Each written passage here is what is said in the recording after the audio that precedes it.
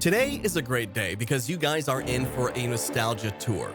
Come with me as I shake off the dust from my old game DVDs and tell you all about 10 of my personal favorite PC RPGs from the 2000s that are sadly forgotten these days. These hidden gems are must-plays if you like a good story-driven game. And for all you Zoomers watching this video who can't afford an RTX 5000 series GPU just yet, I've got some good news. Big news, Cheat Happens fans! The main NVIDIA RTX 5060 Dual Fan OC and RTX 5090 giveaway winners are out! Check if you're one of our Triple Game a Day winners and claim your prize by June 16th, 2025. This month, we're giving away 3 NVIDIA RTX 5090 video cards or PayPal cash equivalent to 3 lucky winners. Your entry is based on your tier level from Tier 1 to Tier 7. Want to be a part of it? Make sure you sign up using the link below and you're automatically Tier 1.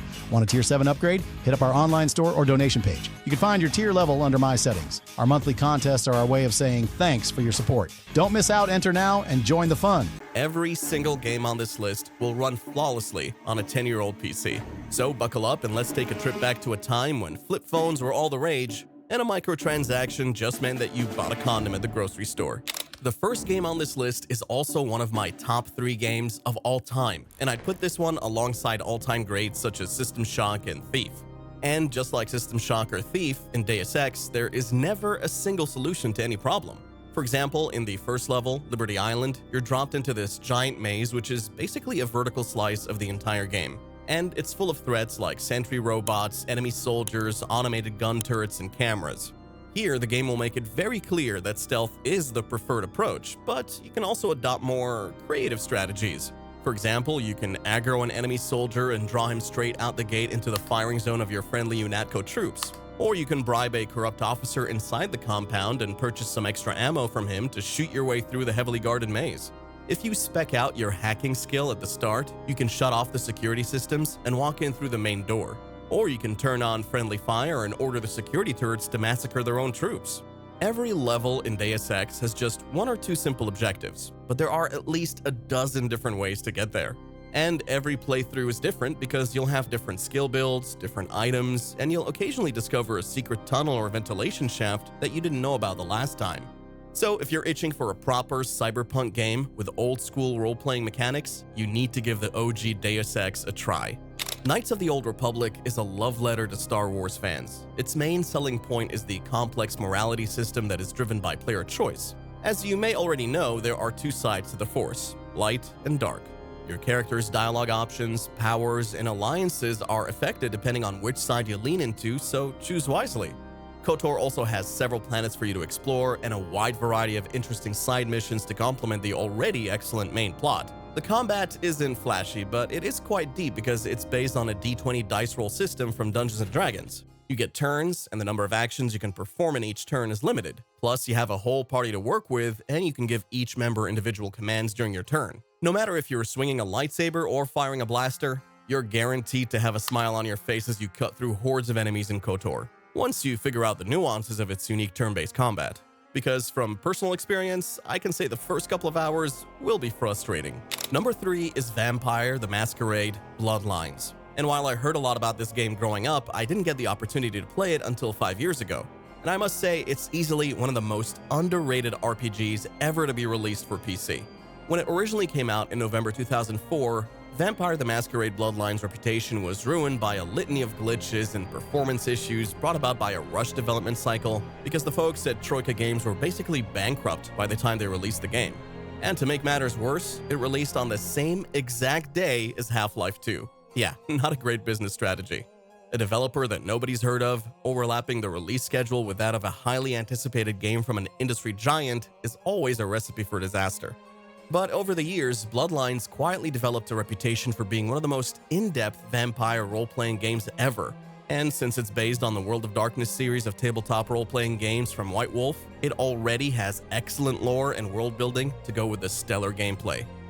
The first time I played Mass Effect, I couldn't put it down for 5 days straight.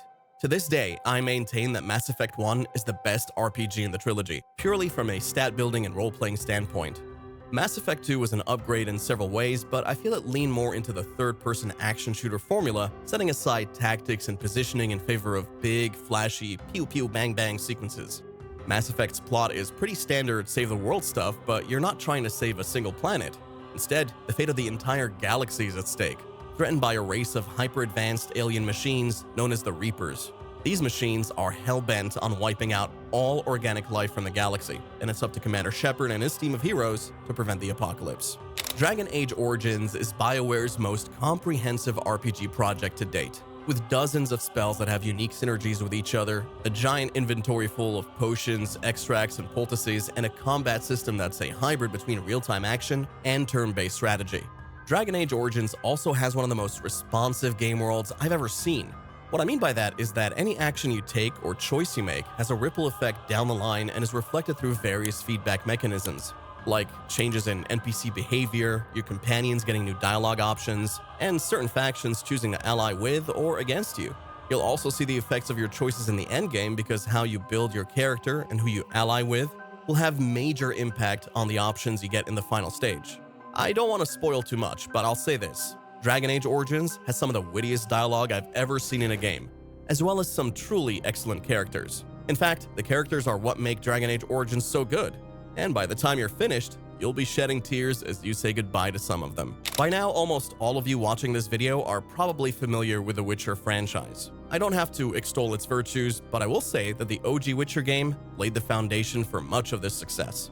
Sadly, when you ask most people which Witcher game they're familiar with, 90% will say The Witcher 3. Maybe some will say The Witcher 2, but the truth is that very few Witcher 1 fans remain to this day, despite that game being the foundation upon which this whole franchise was built.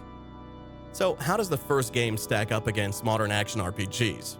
Well, I actually gave it another playthrough just recently, and I'm happy to report that the important stuff like the quest design and story still hold up to this day. World building is excellent, and the atmosphere is really immersive, making you feel like you're part of this medieval fantasy world. You're encouraged to strategically approach each encounter and time your attacks perfectly, unlike Witcher 3, which is far more suited to dodging and chaining combos.